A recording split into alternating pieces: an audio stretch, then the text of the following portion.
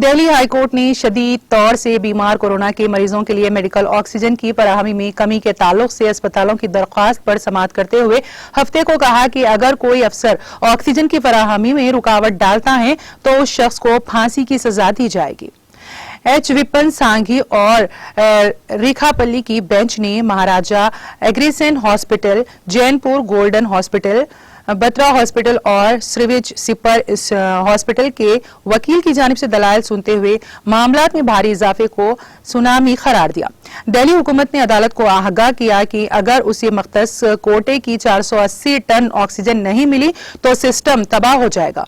उन्होंने कहा कि शहर में गुज़िश्ता कुछ दिनों में हर रोज सिर्फ 380 टन ऑक्सीजन हासिल हो रही है और जुमा को सिर्फ 300 टन ही ऑक्सीजन मिली है। बेंच ने मरकज से मामले में रद्द-ए-अमल तलब करते हुए कहा, आपने मरकज ने 21 अप्रैल को दिल्ली में हर रोज 480 टन ऑक्सीजन की फराहमी की यकीन दहानी कराई थी। हमें बताएं ये सब कब तक आएंगे।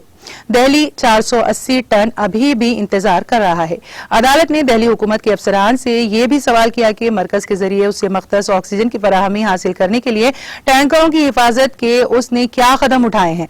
बेंच ने कहा, हम किसी को भी नहीं बख्शेंगे।